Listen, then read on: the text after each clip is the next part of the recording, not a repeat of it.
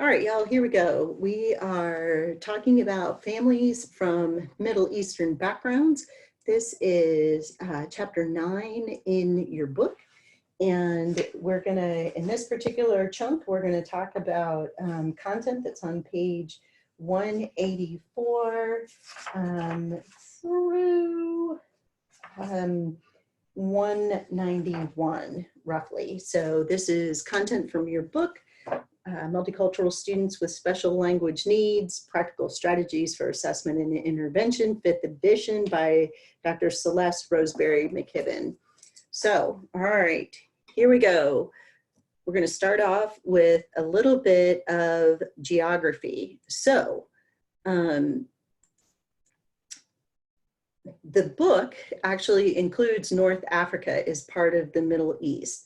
The Middle East is sometimes, including North Africa, is sometimes called MENA. So M-E-N-A, that's how I'm pronouncing it. So Saudi Arabia, which is here, is the largest country in the MENA. So more than 75% of folks who live in the Middle East and North Africa identify as Arab. So someone who is Arab is anyone whose primary language is Arabic and primary religion is Islam. So one of the things that we talk about over the course of this book is the difference between being a refugee, being an immigrant, and people who become immigrants because of by making choices, and people who become immigrants because they are refugees fleeing persecution and possible bodily harm. So the civil war in Syria has been one of the largest contributors to the global refugee crisis, because more than 65 million people have been displaced over the course of the civil war. So the neighboring countries like Turkey and Iraq and Jordan and Lebanon and Israel are all really struggling to be able to take in the people that are being displaced in Syria. And it has become a humanitarian crisis. The US has not been big on taking in Syrian refugees. There you go. So let's talk about the Arab Americans who have immigrated to the United States. So most Arab Americans actually were born in the United States. So they are first generation or later folks. 82% of the Arabs in the US are actually citizens, which again goes back to the first bullet point that the majority of Arab Americans were born here in the US.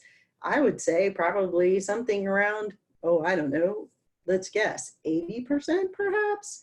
The Arab population in the US has grown greatly between 2000 and 2010. A lot of this has to do with the war and ongoing wars in the Middle East and our incursion into Iraq. So considering how much time the US has spent trying to manage governments and assert ourselves into governments in the Middle East, it is not surprising that in the 10 years between 2000 and 2010, we saw a major immigration of Arabs to the US. So the map at the top actually shows you concentration of folks of Arab descent in the US, with interestingly, Michigan being one of the areas that has one of the highest concentrations. So you may remember back in the first week or so of classes, we watched the video with Ilhan Omar talking to Trevor Noah about being a US representative, so, or a representative to US Congress. And you may remember that Detroit actually has a huge Ethiopian population, which is why Michigan has proportionately one of the highest concentrations of folks of Middle Eastern descent in the country, followed by California, and then not surprisingly, New York and New Jersey, and then Florida after that. All right, so that when we talk about Arab Americans, remember we're using the term Arab to grab a large percentage of people that cover a large swath of geography in North Africa and obviously the Middle East. So when we talk about what the proportion of each of those countries is to the US, you can see that the Lebanese folks actually, so people from Lebanon, actually make up the largest percentage, which again comes back to probably immigration following US activity in Lebanon over the years. And then you can see Moroccan, Palestinian, Syrian, folks that are just generally identify as Arab or Arabic, other Arab, who knows, Assyrian, I don't want to pronounce it wrong. There you go. Yeah. So there are lots of great graphics out there. Check them out. If you use the Google, you will be very happy. All right, so moving on, we're going to talk about Middle Eastern family life. So remember, we always start with geography, and then we talk about essentially US Census data, and then we move on to talking about family life. So that's where we're headed next. All right, so in talking about Middle Eastern family life, family is a really huge focus of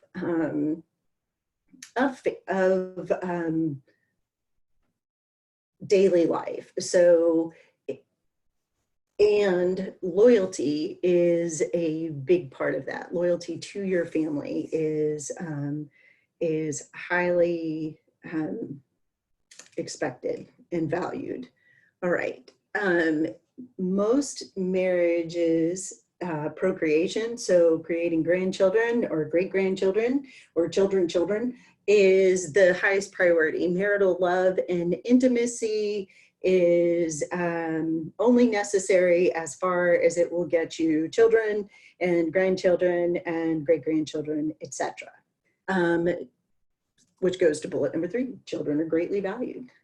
Arranged marriages are actually seen as something that the adult or parents and grandparents, the extended family, does to help their adult children.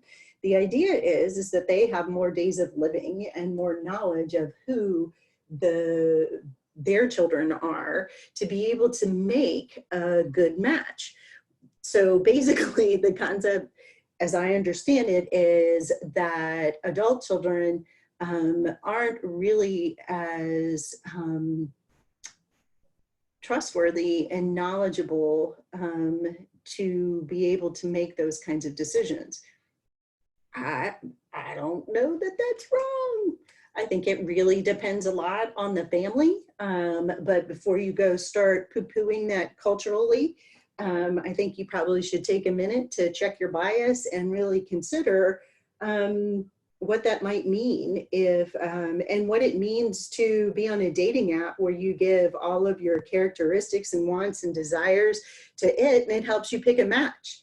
Essentially, that's an arranged relationship. You just happen to be the one that's entering the data into the app rather than having the adults who raised you essentially have access to the data. So anyway, I know that in mainstream American life, like the idea of arranged marriage is really something crazy and incomprehensible, but I want you to consider for a moment exactly what is it that dating apps are doing. All right, so moving on, male children are often preferred, partially because you don't have to, you send them out into the world and they make money and they are more independent than female children. So they're less of a financial burden and more of a financial gain than female children, culturally speaking. All right, younger members of the family are expected to respect and care for the elderly, which again is a little bit different and in some places a lot different than mainstream American culture. Most MENA countries are becoming more westernized, which is resulting in some really changing attitudes about marriage and family life that are creating some serious incongruences between generations of family members. So, and also resulting in some things that perhaps are not as culturally positive, and maybe also resulting in some things that are. So change always has two sides to it. Right, moving right along. So the next thing we always talk about, because of the way your book is arranged, is what is the possibility or what does education and literacy look like in Middle Eastern or families from Middle Eastern backgrounds. So here we go. So remember, these statistics are based on US Census data. So 89% of Arab Americans have at least a high school diploma. So it's a pretty good literacy rate. 45% of Arab Americans have a bachelor's degree or higher. So that's pretty impressive. However, women in the Middle East and North Africa are very vulnerable to illiteracy. There are some exceptions. Palestine, Qatar, and Kuwait, with Qatar and Kuwait being more westernized than a lot of areas of the MENA countries, having less illiteracy among women. So in societies where there is access to education, classes can be really big with lots of kids packed into classrooms. Education of children, especially male children, is a high priority. And some girls don't continue their education past elementary school because in some cultures, once a female reaches the age of menstruation, she no longer goes to school.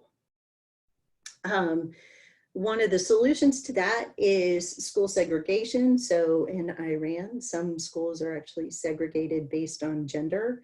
I have a really good friend from my doctoral program who is, has dual citizenship, US and Saudi Arabian citizenship. And her mom was born and raised in the US, and her father was born and raised in Saudi Arabia.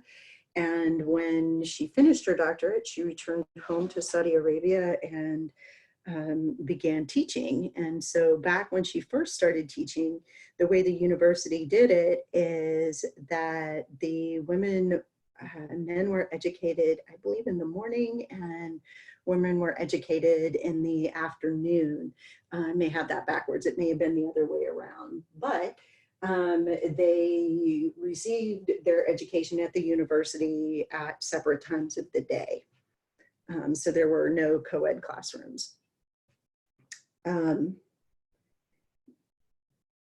Which is kind of interesting. And, you know, at least there was access for university learning and value in university learning for women. So one step at a time, I guess. So storytelling is also a very common teaching practice. So one of the things that we found in our research is that narratives or stories are a great way to learn, and that students in general really appreciate that. So what I just did was give you a story as part of the teaching practice to think about school segregation and by gender in Middle Eastern countries. Ta-da! All right, moving on. We're gonna now talk about cultural customs, courtesies, and beliefs. Again, one of the really difficult things about this course is that we don't have tons of time to really delve into the nuances of cultures around the world. The hope is to get you thinking outside of your monolingual American boxes and thinking about what it means to be from some of these areas, the other areas of the world, and what that might mean to you as a speech language pathologist. That means that generally I'm talking to you in gross stereotypes, and I hate that. I say that as a caveat to moving on to talking about cultural customs, courtesies, and beliefs in the grossest of stereotypes. So hang with me. Again, this is meant to just be the barest, starkest overview of this information that you could come in contact with. All right, so generosity, bravery, friendship, and hospitality are highly valued. Guests are treated with kindness.